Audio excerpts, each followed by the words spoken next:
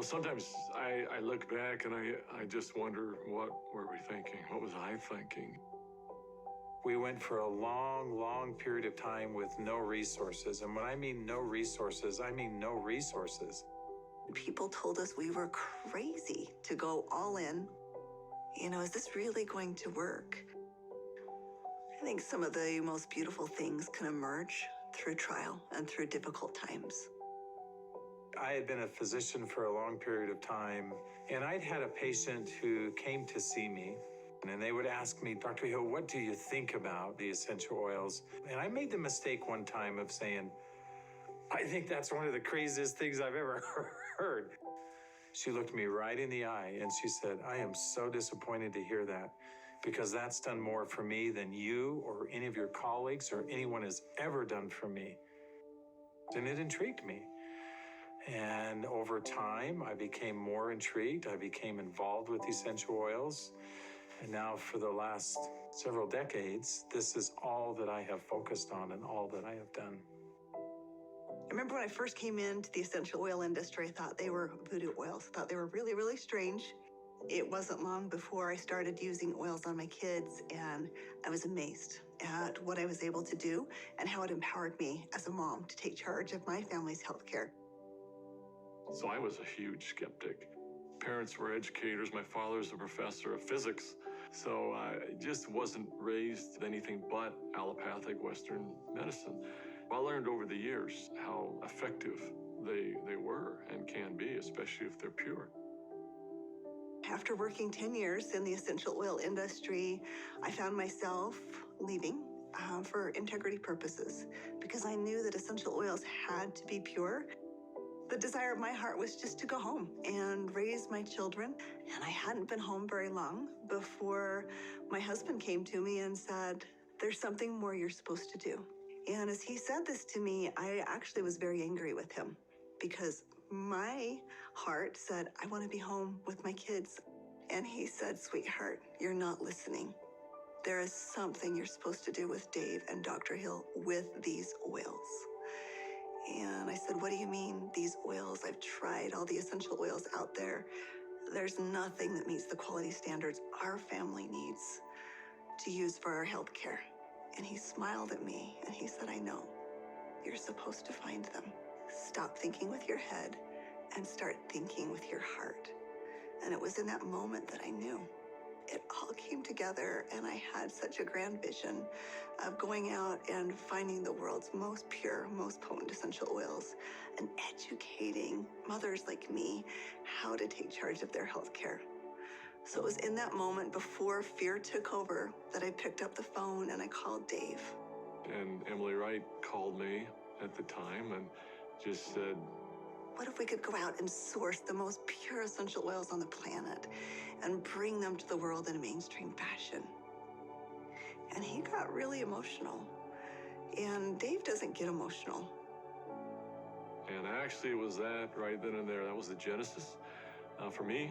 And I just kind of felt strongly like, yeah, we're going to start a company. So I hung up the phone with Dave, I picked up the phone, and I called Dr. Hill. And as I called him, I still remember he kind of giggled. And I said, Doc, this isn't funny. I'm serious about this. What if we could go out and find these pure oils like we've always wanted to do? And what if we could educate people to really understand the power behind these oils? And he said, no, Emily, I'm not laughing because I think your idea is crazy. I'm laughing because I was just getting ready to call you and ask you the very same question. It started with an initial little small meeting in an Italian restaurant in the far corner, and we met for 5.5 hours until they finally kicked us out of the restaurant because we weren't buying food anymore. And we just started to dream. We would meet anywhere we could find some space to meet. And it was in some strange places. Of course, the basement of the Normal Library was one. We got too rambunctious and they finally kicked us out of the library. Sometimes it was in the basement of our homes. I remember not telling my kids, that I was unemployed and starting a new thing, but the dad was working on a project in the basement. As I did the business plan, I started to realize that this was going to be big. I just knew that with such a good team and product that had changed our lives, we felt like this was going to be significant. So as we began in the spring of 2008, that's when we had a massive falling out with the housing market in the United States. And there was a lot of panic and a lot of fear. We looked at starting this company. The first thing you think is, I got to raise money. I've got to get capital. And we set out to do that initially. And actually ended up, the four of us, back in New York City, visiting with some very high-profile people. And as we gathered together that next morning at that conference table, and we've got, all of these Manhattan-style managers that are meeting with us, and they quizzed us for hours. Finally, at the end of the day, they looked at us and they said, "We believe that your business model is going to work. We believe that you will be successful, and we want to fund your venture. We'll give you $5 million. And we all, of course, felt extremely elated. They were willing to fund the company, but of course they were interested in 51% and control. And I just remember the feeling we had as we walked away from that conference table. And the four of us found ourselves in front of the Statue of Liberty. And I remember looking across the water. Almost as if on cue, as I recall, we all just grew somewhat silent. And as we looked out over the water, and I looked at the Statue of Liberty, what rung true to me is we're doing this to give people freedom. And if we take their money, we can't make people free. And we can't make this dream that we have a reality, because they'll never allow us to bring the quality of essential oils that we know we have to have to light. Because they'll be looking for an exit strategy, they'll be looking for a return on their investment, and that can't be part of the equation. I remember standing right next to Dave Sterling, and Dave looked at me, and in kind of a somewhat shocking way, he asked me, "How much money do you have, Doc?" And I said, I don't know. And he said, "How much can you pull together?" And I said, "I don't know." And he asked each one of us in succession, and before we left the park that afternoon, we had made the decision that we were unable to take any resources from anybody, and instead, we would all leverage everything we have. We took the equity out of our homes, we cashed out 401ks, we liquidated everything we owned in order for this dream to come to fruition. And so as I expressed this to my wife, I remember very clearly, she just looked at me and said, "Well, I trust you. You'll take care of us, and we'll be fine." And we had family members even come to us to say, "You're foolish. Your family is going to be homeless." So we went all in, everything. We didn't hold anything back. We thought it would be for just a couple of months that we went without any income, but it was 13 months. Those final months, we're eating almonds and yogurt and telling our kids they can't go to dance practice and they can't play sports because we don't have enough money. But having that belief that it was all going to be worth it. And I remember a day that we had $5,000 left in our account. $5,000, because we had just put together this big oil order. And we didn't know how we were going to make payroll. We didn't know how we were going to make commissions. And just to see how doors open every single time, as long as we continued to step forward, the doors open. People ask me sometimes, how are you guys able to do what you did? And, but everybody rolled their sleeves up, and we did every job. We did this job, this job, this job. I was supposed to go out and find these precious oils. So I started calling people.